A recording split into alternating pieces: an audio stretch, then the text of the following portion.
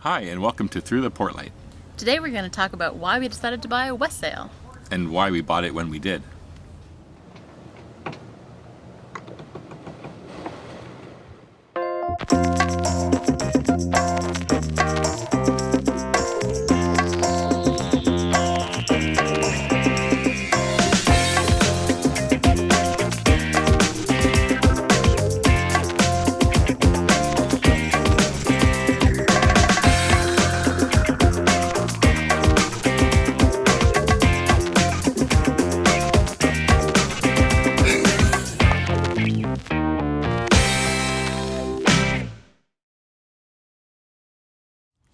We're here at the Stonehouse Restaurant and Pub in Canoe Cove, BC. Today has been a quite hazy day from all these forest fires that you may or may not have heard about. Yeah, a lot of forest fires in the interior as well as on the coast in Vancouver Island have sprung up this weekend. I think 32 on Friday and 33 on Saturday, so it's a little bit worrying. It's made for some really eerie sort of diffused light. I think it was supposed to be a sunny day today, and instead it was very sepia. It also smelled like campfire. Yes. It would be really, really romantic, except for the fact that our forests are burning. Our original plan felt really out of reach. We originally thought we would work for 5 years and save enough money to buy a boat, the boat of our dreams. A boat that didn't need too much renovation in terms of projects, that was fully loaded with everything that we wanted, Our dream boat. our dream boat. And then also we would end up working for another 5 years or so to save up a cruising kitty so we could go cruising full time. So we were looking at about 10 years before we, did much sailing, really. And 10 years, definitely at least 10 years before we got out there. In our quest for learning more about the Westsail, we actually stumbled across livingaboardboats.com, which, as many of you know, is Curtis's blog. All of a sudden, we found a guy on the West Coast who was doing it. Right, he was living aboard his Westsail, and He's living the dream. we were so inspired by his videos and just by his lifestyle. And he happened to be on the boat that we wanted to own, and so it was just a great match. We just started watching all his episodes and videos and Yeah.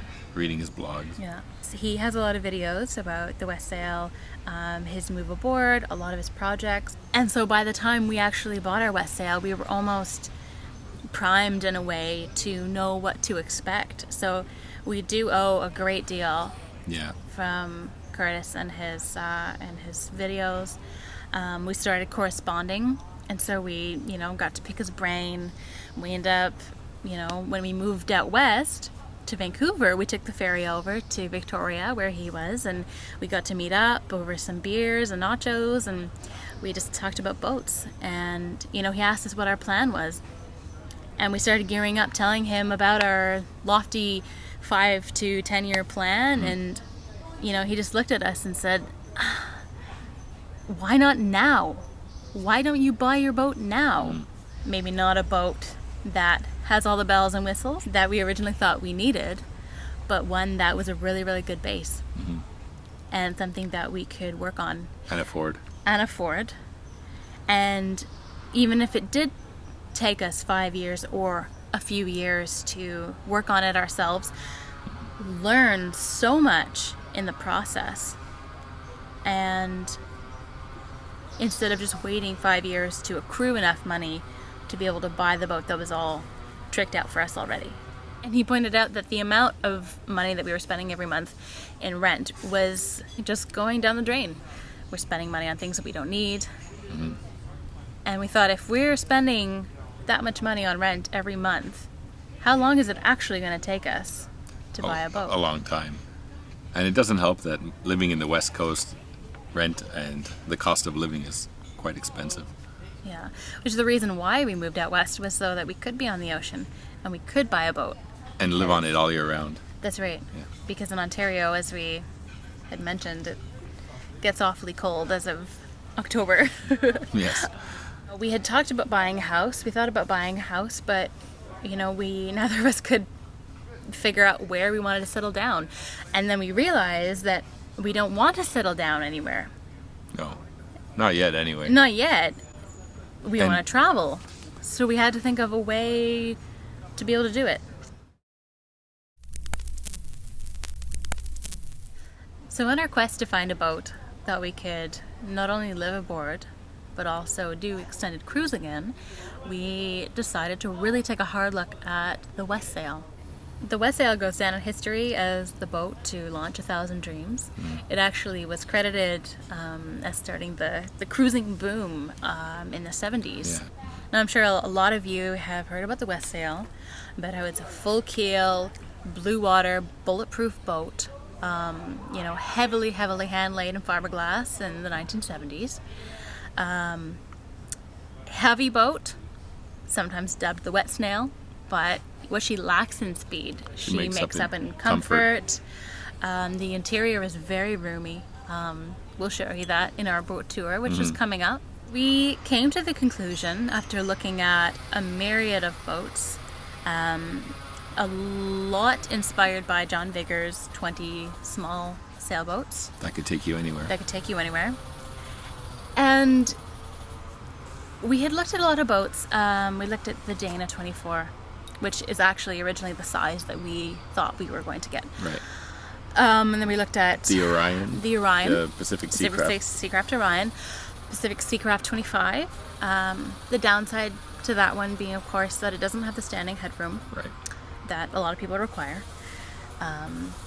What else did we look at? We looked at Pacific Seacraft Mariah. Yeah. Bristol Channel Cutter. Too expensive. It was just too expensive, out of our budget, but an absolutely gorgeous boat. And we love the Flicka, but it's just too small. And we love the Flicka, yes. And what else? The North Sea 27 with its aft cabin was really, really appealing. But we ended up deciding on the Westsail. You know, we had read so much about it. So many things about the boat appealed to us. Yeah. When we were reading it together, we got to the Westsail 32 and we thought, holy crap, that's ideal. That's the boat. That is the boat. Not thinking that we could ever afford one. No. We did find, after researching a lot on yachtworld.com and other sites, that there are Westsails that we could probably afford. They're few and far between. In varying states, though. In varying states, yes. Different boats that range from super project to just Turnkey. gorgeous and turnkey and absolutely beautiful. Yeah. Teak throughout. So there was a wide range that we looked at. The North Sea came, I think the North Sea was a close second. After Definitely. watching Teresa Carey in her North Sea, Daphne, we really liked the aft cabin and the whole Lyle Hess design. And the North Sea you could still find North Seas that are reasonably priced compared to the Bristol Channel Cutter. Yeah. But we couldn't find any North Seas in the area we were looking at. No. But we didn't just decide on Westsail because it was the only thing available, and it was actually, there was only 2 available to us. In our area. We thought that there was 3. We had seen Curtis's review of Little Bear on, what was that, Pender Harbor? Yeah, somewhere in Pender Island. Yeah, on Pender Island. And so that really got the juices flowing in terms of, just wanting to just see a Westsail in person and, grab that chance. So unfortunately that one was already sold, but we did see 2 of them. One was Belfiore, and it was in Washington and Poulsbo, Washington, and it was a flush deck Westsail.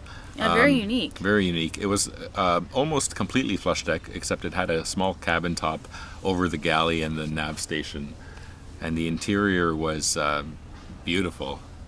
It actually belonged to the foreman of Pacific Seacraft's shop, Sal Garcia, I believe. Sal Garcia. And the interior was absolutely beautiful. It was literally a turnkey boat.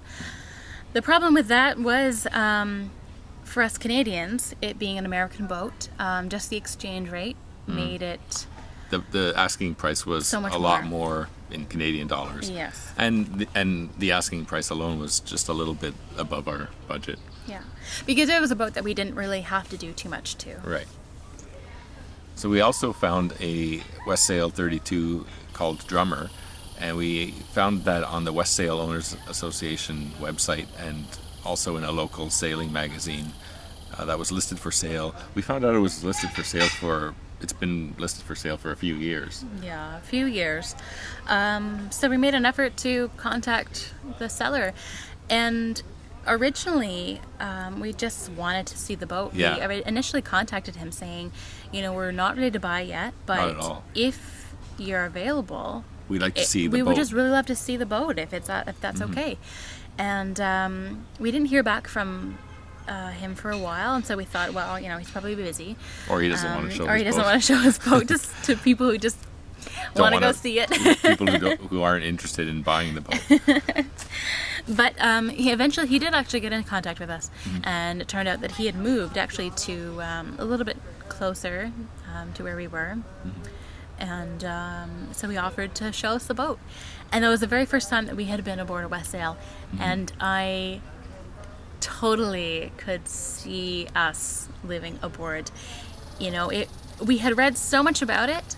We And knew watched a lot. so many videos. We knew so much about We the knew so much Westsail about it, from reading about it. So when we boarded her, nothing was unexpected. Right. Nothing was a surprise, but it was just awesome seeing one in person. Now, the condition of it was, we knew there was going to be a lot of cosmetic work and cleaning up to do. Yeah, It that's wasn't right. in the greatest condition, but of course the price range was a little bit, or the price was in our range a little bit more than the previous one we mentioned, the flush deck.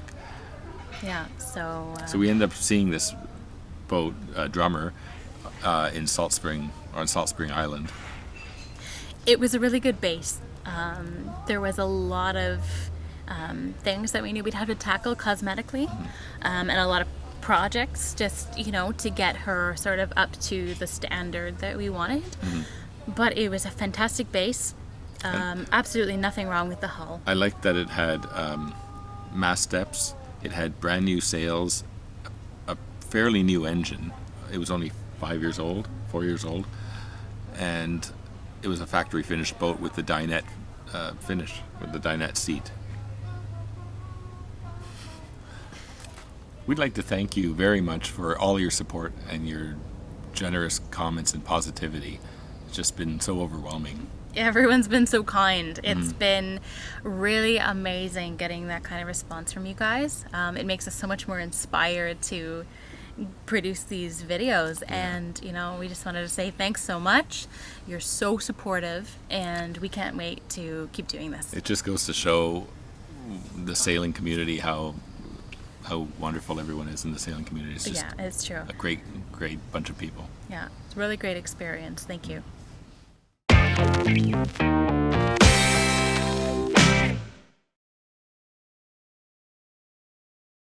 So we thought we'd do something a little different, and at the end of each video we thought we'd have a little clip of a local scene from the area where we live. It's so beautiful here in BC, and we thought we'd just share the scenery with you. So at the end of each video we will put a little clip of local scenery. Hope you enjoy it.